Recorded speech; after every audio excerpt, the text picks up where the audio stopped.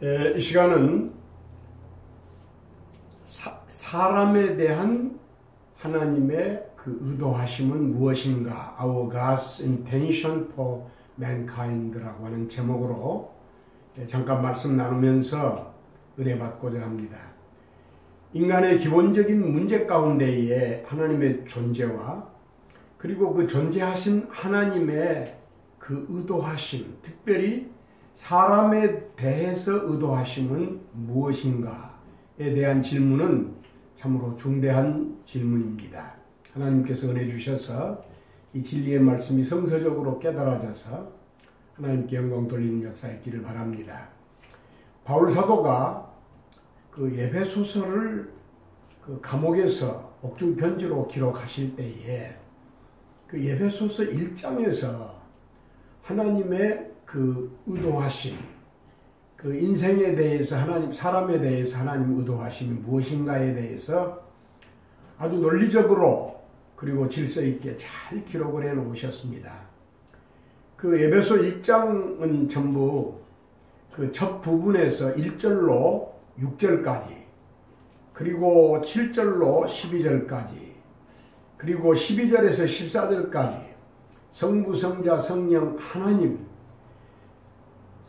삼위일체시지만은 그 중심으로, 그 하나님 중심으로, 예수님 중심으로, 그리고 성령님 중심으로서 우리 인생에게 주신 그 신령한 축복이 무엇인지에 대해서 생각하고자 합니다.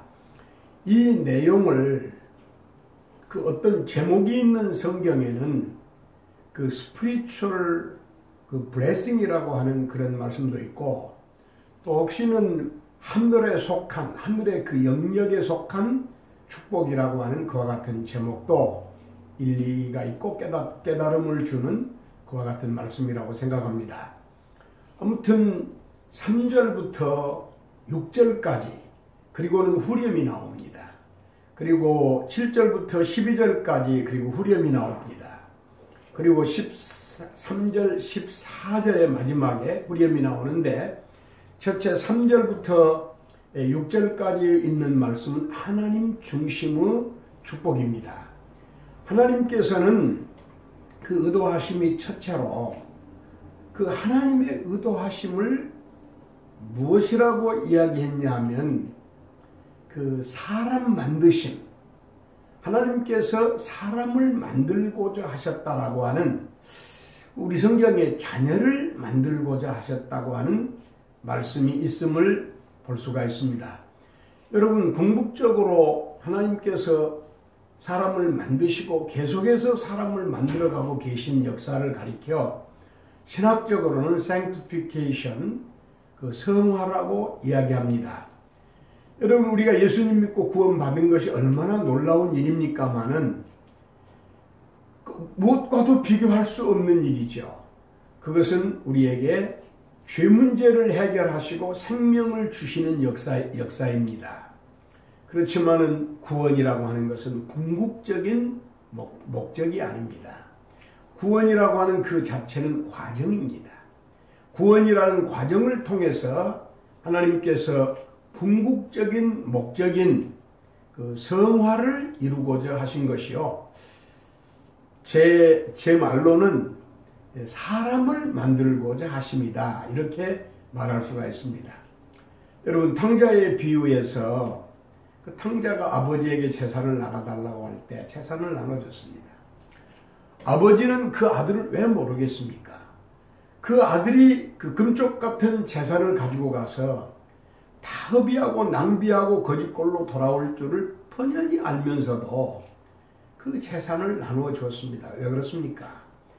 그 아버지에게 있어서는 가치관에 그 아들이 재산을 낭비한 것보다도 더 귀한 것이 바른 사람이 되는 것입니다. 아버지와의 바른 관계의 사람, 형님과의 바른 관계의 사람, 올바른 사람이 되게 하고자 해서 그 재산 낭비하는 것을 크게 문제시하지 아니하고 나눠줬는데, 한마디로 말하면 사람 만들고자 해서 재산을 나눠줬다, 이렇게 말해도 되는 것입니다. 아무튼 하나님께서 원하시는 것은 성화입니다. 제 말로 말하면 사람 만들기입니다. 하나님께서 사람을 만드신 문제를 최초로 다룬 곳이 어디겠습니까? 창세기 1장 26절로 27절에 성부, 성자, 성령 하나님께서 그 삼위 하나님께서 그 사람 만드는 문제에 대해서 의논하셨습니다. 하나님께서 이르시되 Let us make mankind in our image. 우리의 형상을 따라 Let us 그리고 our image 이렇게 해서 복수로 우리는 물론 삼위일체를 믿기 때문에 잘 이해할 수가 있습니다. 그러나 이렇게 기록된 말씀을 풀어서 하나님의 창조 사역에는 our God-centered 그 일이 있고 Jesus our Lord-centered 일이 있고 Holy Spirit-centered 일이 있다고 하는 사실을 논리적으로 자연스럽게 물 흐르듯이 알 수가 있는 것입니다.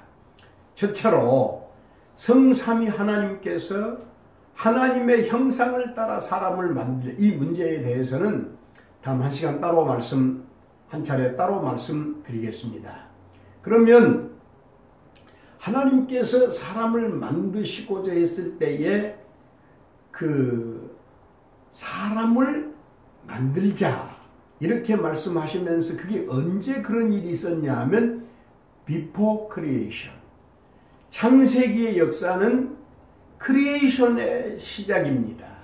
그런데 에베소서의 바울 사도가 이 영적으로 하나님의 의도를 생각할 때에는 before creation, 창세 전에 사람을 만들 것에 대해서 의논하시고 목적이 분명히 기록이 되어 있습니다. 1장 3절 4절이죠. 4절에 뭐냐면 to be holy, 거룩하게 하려고, 그리고 blameless, 그 흠이 없게 하려고, in God's sight, 하나님의 그 관점에서 하나님의 시각에서 거룩하고 흠이 없게 하려고 이제 사람을 만들어 그 거룩하고 흠이 없는 사람을 하나님께서 물론 예수 그리스도를 통해서 되어질 일은 다음 시간에 이야기하겠습니다. 그러면 예수 그리스도를 통해서 그 거룩하고 흠이 없는 사람을 만들고자 하신 것이 하나님의 큰 의도하심이었다라고 하는 사실을 말씀드립니다.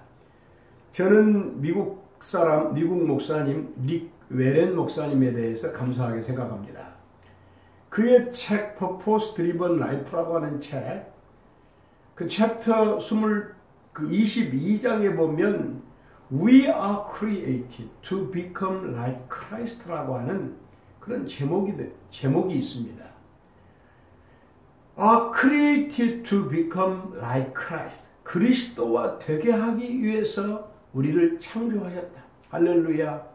그는 진실로 하나님의 말씀을 깨달았던 분이라고 생각합니다.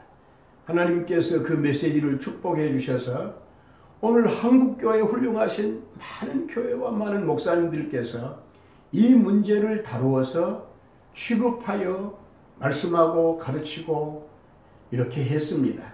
하나님의 놀라운 축복이 아닐 수가 없습니다. 다시 한번 기억해야 될 것은 우리의 삶이 무슨 번영주의나 무슨 물질 축복이나 다 가볍게 여길 것은 아니지만 그러나 보다 중요한 것은 우리로 그리스도의 형상을 닮게 하기 위함이라고 하는 이 사실이 우리의 그 얼티밋 골이라고 궁극적인 목적이라고 하는 사실을 잊어버리지 않아야 되겠습니다.